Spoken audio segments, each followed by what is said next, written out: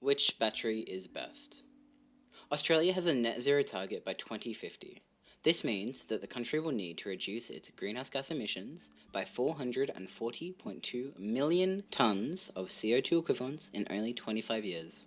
To achieve this monumental shift, Australia looks to be focusing on expanding access to renewable methods of energy generation. There have been huge expansions in solar voltaic and wind generation for years. This will be the future. However, the renewable transition will bring irregular power generation, and so will have to come with a massive expansion in energy storage capacity, which is the area that this video will focus on: batteries. In this video, I'll give a general overview of the different types of batteries. Then I'll explain why batteries are needed in Australia's electrical grid. Next, we'll go over community views, quick costings of each kind of battery, and we'll finish off with looking at the less obvious services that batteries provide. By the end, we'll get a better understanding of which battery is best, their place in Australia's future, and what they actually are. A quick lesson on the meaning of the units usually used when batteries are brought up. The first measure is of a battery's power output at one time, and for this we use watts. Then we add a prefix depending on the scale. So there are 1,000 watts in a kilowatt, 1,000,000 watts in a megawatt, and 1,000,000,000 watts in a gigawatt. The other common measure is of how much energy a battery can hold, and for this we use watt hours. All this means is how many hours a battery can discharge a certain amount of watts, and we use the same prefixes that we did with watts. For example, if a battery can discharge 200 megawatts for 2 hours, then it is a 400 megawatt hour battery. With that clarification out of the way, now let's go back to batteries. Not all battery systems are the same, but for our purposes in this video, they can be categorized into 3 main groups. Grid-scale batteries are the big ones. They discharge over a megawatt of power, often having hundreds of megawatt hours of capacity. Community batteries are usually below a megawatt and have accompanying smaller capacities. They're also notable for sitting within communities. Household batteries range in the kilowatts of output and tens of kilowatt hours of capacity. They also sit in residential property. Now that we know a little of the technical language, we can begin examining the current electrical landscape. Let's start by looking at a fairly simple example. At the time of writing, renewables are powering just over 50% of Victoria's electricity grid. The other 50% comes from coal, a source around 17 times more polluting than solar and 68 times more than wind. This extremely dirty source of power must be removed if we are to reach Australia's goal of net zero by 2050. To achieve this, more renewables must be deployed to Victoria's grid. There is a hiccup in this plan, however. As we know, most renewables rely on the sun shining and the wind blowing, which isn't always the case. Because of this, if the grid were to operate with only renewables, to keep it reliable, you would need to overgenerate electricity, resulting in frequent waste. Fortunately, this waste need not occur. With the ever-decreasing cost of battery storage, it's becoming cheaper and cheaper to firm the grid with batteries. By some estimates, the implementation of batteries enables the grid to comprise 22% less generation capacity. These batteries absorb energy when it's available and cheap, and it sells it back to the grid when it's needed and prices are high. This kind of commercial approach is called energy arbitrage. Not all forms of batteries do this. Household batteries, for example, can if the owner desires it, but often they just charge off of the rooftop solar and release their charge back to the household when solar isn't available. So, for Net Zero Australia, batteries will be needed. But the question is, what kind? Remember those 3 types I outlined at the start? Each one has a different impact, and is encouraged by different government policies. Across Australia, the Cheaper Home Batteries program is a federal government grant for household batteries. Western Australia also has the WA Residential Battery Scheme for their residents to further lower the cost of installing household batteries. Together, These have been extremely successful instances of government policy, with skyrocketing installation rates in 2025. Grid-scale batteries are also being built across Australia, with 1.5 gigawatts and 5 gigawatt hours being funded in Q1 of 2025 alone. In the community battery field, there is less happening, but the federal government's Community Batteries for Household Solar program was announced in 2025, with $200 million in funding for 400 such batteries across Australia.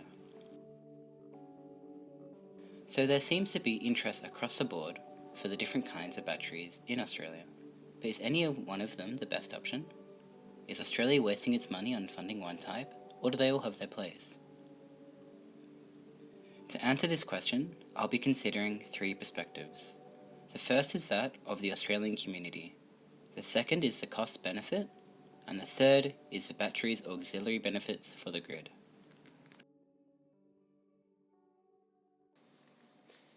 The Australian public's support for any wide-ranging change, like the implementation of batteries, is invaluable.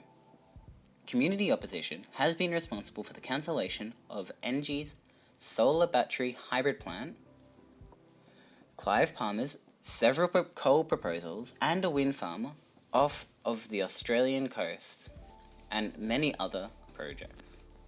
It's this reason and the important factor of preventing injustice in the community that support is critical to the success of any battery system.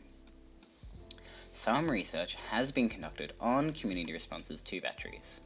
Surveys of homeowners show that household battery uptake is largely contingent on battery price, with 58% of residents saying that they would install a battery at $10,000, and 98% would at $5,000.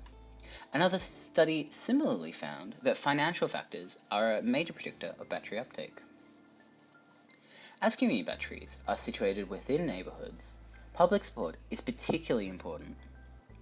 The journal paper, Neighbourhood Batteries in Australia, anticipating questions of value, conflict and injustice, finds that both community members and energy professionals support community batteries, with the community's major concern being that of ownership, not whether they should be there in the first place.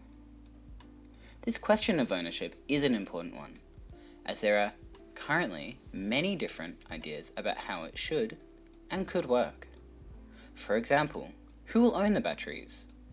Will it be split by the community or wholly owned by an outside corporation? Maybe it'll be a subscription service, renting out space to store your extra energy from the solar on your house for when you or someone else needs it. It's the answers to these questions that will shape community attitudes. Grid-scale batteries are a little trickier when gauging public support. They reside on private land.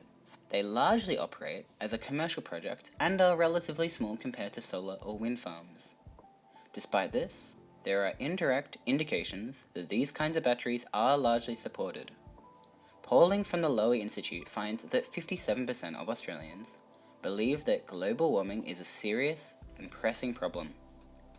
Owing to the critical position that batteries will play in preventing both global warming and providing grid resilience, it's possible that people's support for the energy transition would translate into support for grid-scale batteries. Now, let's look at the price of these batteries.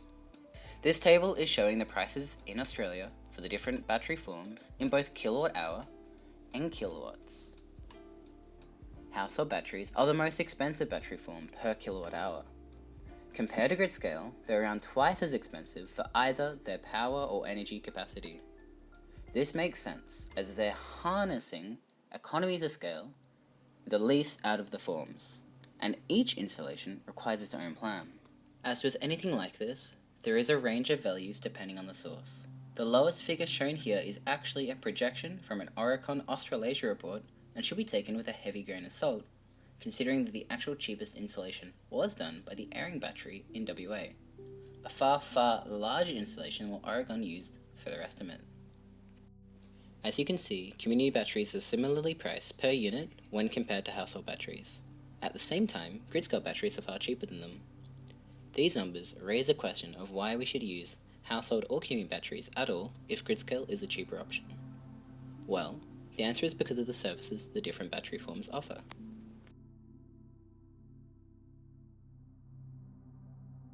Electrical grids are complicated systems.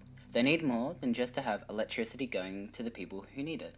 They also have to be the right frequency, the energy has to be flowing in the right direction, and the generation capacity and consumers should be as close together as possible so as to reduce the loss in transmission. Batteries have an important place in strengthening the grid in many of these areas, but they do this in different ways. For example, household and community batteries act as a buffer against backwards electrical flow, but grid batteries, which aren't located in cities, don't offer this service. On screen is an example of optimal electrical flow. Energy from large-scale generation either goes straight to consumers or gets stored in nearby grid-scale batteries. Energy generated from small-scale generation, like home solar panels, either gets used by the homes or gets stored in nearby batteries to be used by homes when the sun stops shining. Well, why use household batteries if community batteries are cheaper? It's because of the current government regulation. There's actually no way to pool community resources into a single bigger battery than what people would individually own, and have that act as if each person had a chunk of it. Instead, what actually happens is that community batteries act like any other part of the grid, and they have to buy and sell their energy.